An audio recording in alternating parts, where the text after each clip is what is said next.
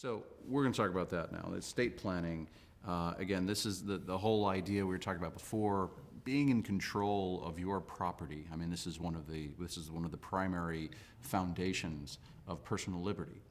And it's what an incredibly powerful tool that is to be able to take that with you, even as you depart this earth and still have control over what happens to your personal property, and be able for you to be able to say, I want it to go to my kids, I want it to go to my dog, I want it to go to this charity, I want it to go to this organization, and you make that decision. Or you make the decision, as we said, because life and the world are both so uncertain, that you're not even going to mandate that when you pass away, that everything just gets distributed right away. Right. Maybe that's the wrong answer for a lot of reasons. Maybe your children are still minors.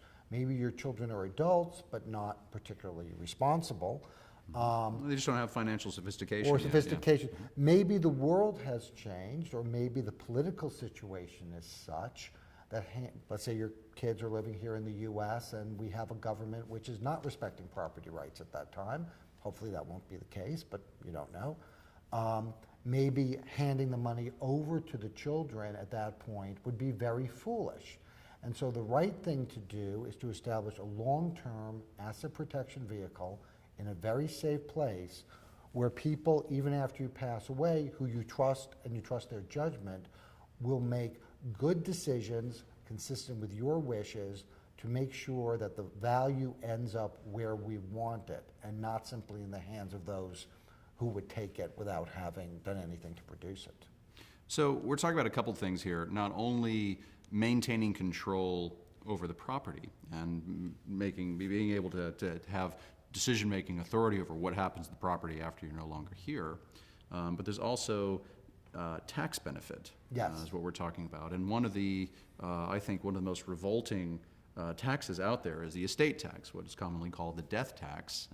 It's what they used to say, you're taxed when you earn, you're taxed when you save, you're taxed when you spend, and you're taxed when you die. And that's just utterly... It's and again, at the risk of being a little too editorial, it is an outdated 19th century socialist idea which has no place in the modern world.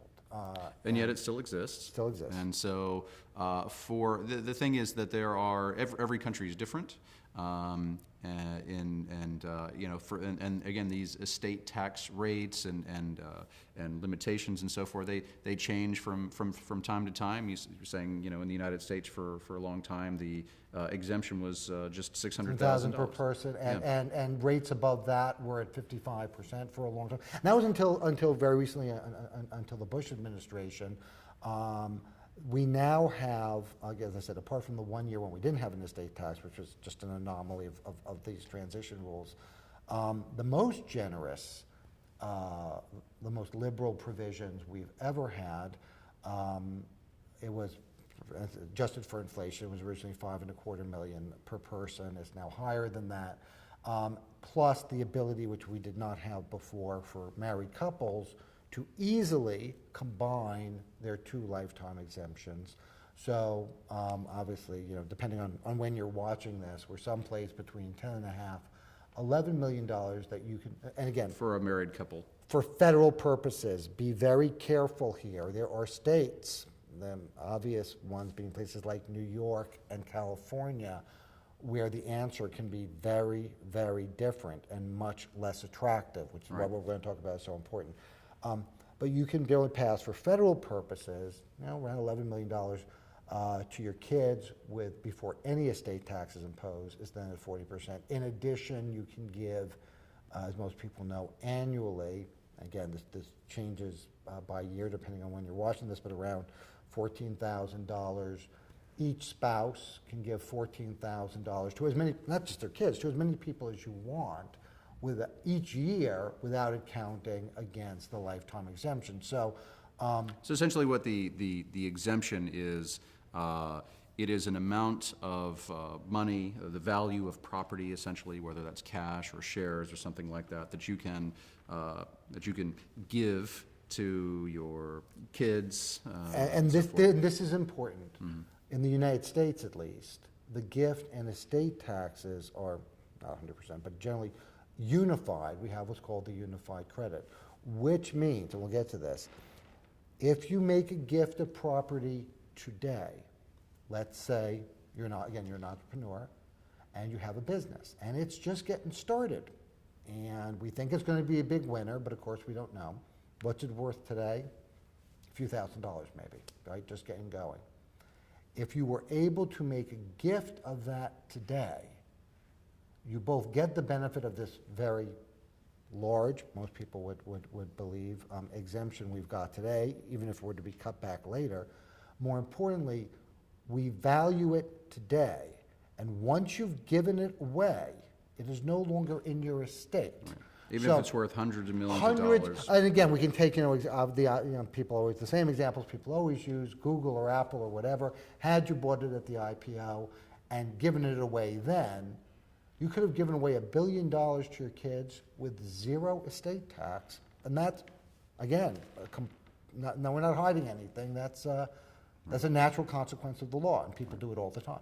Right. So again, right now, at this moment as we record this, the federal exemption for estate tax is relatively high. Yes. That could change. And it does, and it has that historically. Could change in a couple of months. It has changed frequently. Certainly, people, when we're saying this, Mr. Obama is the president. He's argued, although not particularly strenuously, for lowering it to like $2 million a person. Again, what will happen to that amount will be subject to the political process and is impossible to predict. But the fact that it's impossible to predict is exactly why. Take advantage of it when it's high, right. And then you don't have to worry. The other thing that you point out, though, is that particularly in the United States, every state, in many respects, has its own estate exemptions and so forth. In some states, like you're talking about New York. What's New York? This was an error that they made, but a very unfortunate one. When they redid their estate tax law and their calculations, they have an exemption which is much, I forget exactly what it is. It's more like $1 million per person. On the first few dollars above that, the first hundreds of thousands of dollars above that, the rate is in excess of 100%. So we actually sort of work back into the, right? So, yeah. The tax rate is above 100%. That's so you lose some of the exemption that you thought you had, and it's completely taxed. So you want to choose where you die very carefully. And if you have elderly parents who are living in New York, especially, or California or elsewhere, please encourage them to move to Florida. So again, every state has. So in New York, saying the right now the exemption is $1 million, which means that if you pass away, whatever's in your estate up to that $1 million is non-taxable in New York and wouldn't be taxable at the federal level either. All, but yes. Above that, it would be taxable. Might not be taxable at the federal level, but it could be taxable in New York, even at rates that exceed 100%. Exactly. So what we're going to talk about here in terms of making a gift to a trust.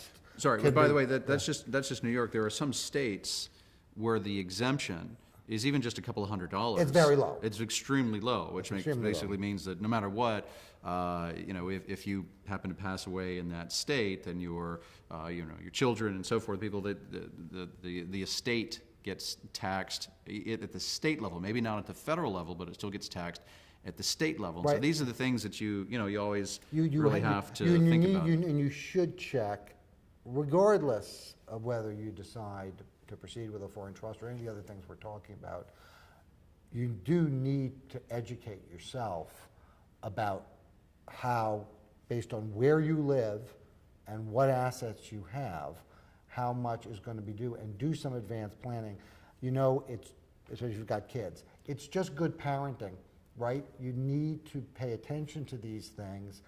Don't just expect that other people after you die are going to find a way to deal with it, because it's not that simple. You should deal with it now.